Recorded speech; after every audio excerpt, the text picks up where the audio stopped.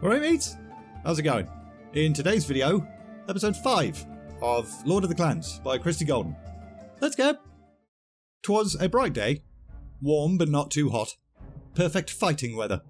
An Aedlus Blackmore was mooching about alongside his young protege Lord Caramin Langston. The two of them had already shared a number of drinks, so Langston had actually passed out somewhat.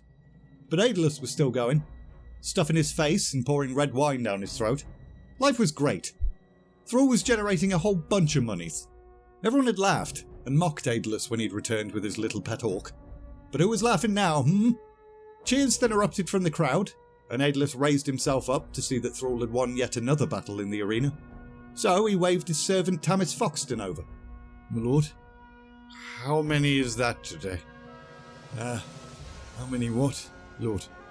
Tamis's eyes seemingly flickered towards the mound of empty bottles on the table before returning to Aedlus, and unfortunately, Aedlus noticed.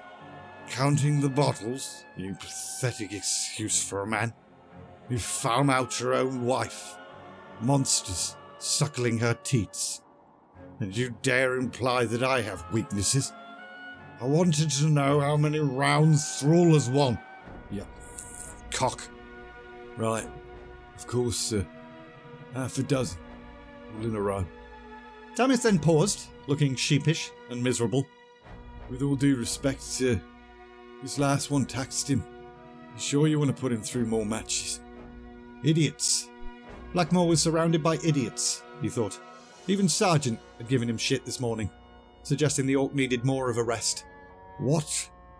Do you think I should stop and give all of these people their money back? No. The odds against him go higher with every battle. He's never lost. Not once. Just go away, little man. Thrall did indeed win the next battle, though even Blackmore could see that he was struggling. But the lieutenant still didn't give a shit, and simply waved for the 8th round to begin. For that battle, Thrall faced a pair of mountain cats that had been caught 2 weeks prior, caged, tormented, and barely fed. The arena gate had barely opened before they pounced as if they'd been fired from a cannon, lunging at Thrall and overwhelming him with stretches, slashes, and meows. The crowd cried in horror, whilst Blackmore jumped to his feet, about to absolutely lose his shit over all the money he was about to lose.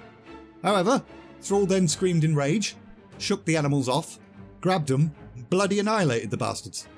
The crowd roared, but Thrall didn't respond in his usual showboaty manner to their applause. He merely stood there, with stooped shoulders, breathing raggedly, before slowly turning his head and looking straight up at Blackmore with a pleading look in his eyes, one which said, "Please, no more." And then Thrall collapsed, exhausted.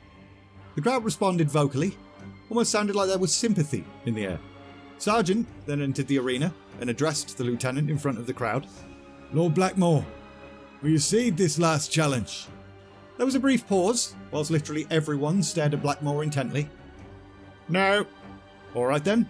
Sergeant stared for a brief moment, a little bit disgusted, before turning, nodding, and signalling for the final bout to begin.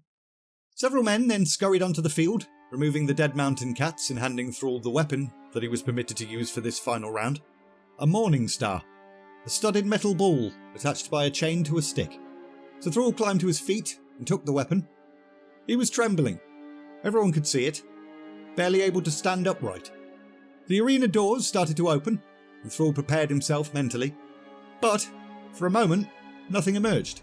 For just long enough for Thrall to think maybe everything was going to be okay. The ogre charged, stabbing with a spear. There was no finesse in its movement, only brute strength. So Thrall didn't have to try too hard to dodge and strike. However, Thrall's exhaustion prevented him from getting any real power behind his blow. So the ogre simply shrugged it off, slapped the morning star out of Thrall's hand, and impaled the poor sod. The crowd gasped, and Blackmore stared in horror, whilst Thrall collapsed to the ground and was now being beaten and pummeled. He'd lost. It was over. How could he have done this to me? Aedlus thought. Thrall! Thrall! Thrall! Thrall! Thrall! Thrall! A bunch of guards hastened onto the field, tossing a magical net over the ogre, while stretchering Thrall off gently, the sight of which caused the chanting crowd to cheer in approval. But Aedlus certainly wasn't happy. If his slave wasn't such a fan favourite, he would have punished him there and then. But Thrall would indeed be punished.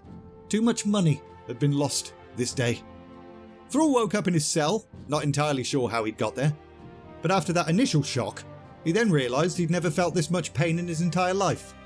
Every fibre of his being wanted to just fall unconscious. Where were the healers? Blackmore always sent healers when Thrall was injured.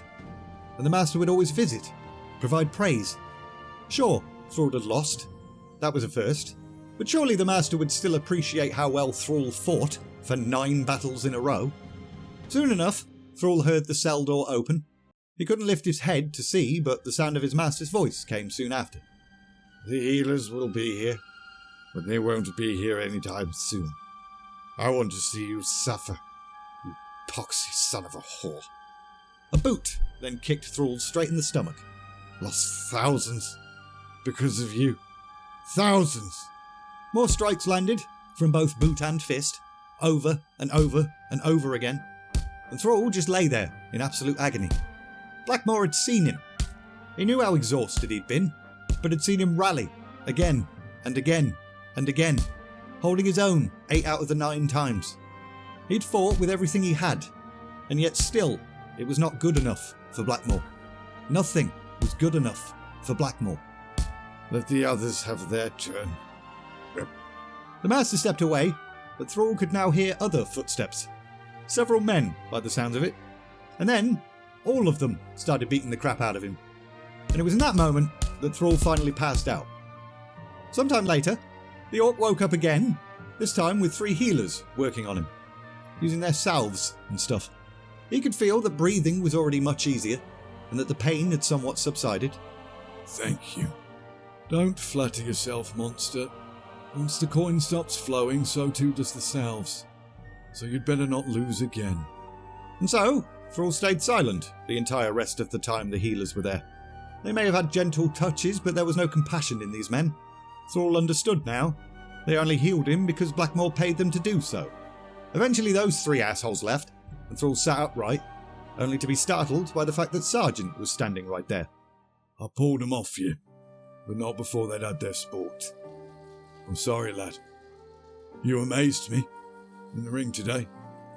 He ought to be prouder than hell of you, but instead... Look, I want you to know that you didn't deserve what he did. Get some sleep, eh? Sergeant nodded and left. Thrall appreciated the man's words, he truly did. But it was too little too late. He was done with all of this. There was absolutely nothing he could do to earn the love and respect he so desperately craved. Not here, anyway. He was sick and tired of being used. Now was not the time for sleeping. Now was the time for planning. So, Thrall went ahead and grabbed a bit of paper and a stylus and wrote a note to the only person in this world he could truly trust. Terry, on the next dark moons, I plan to escape.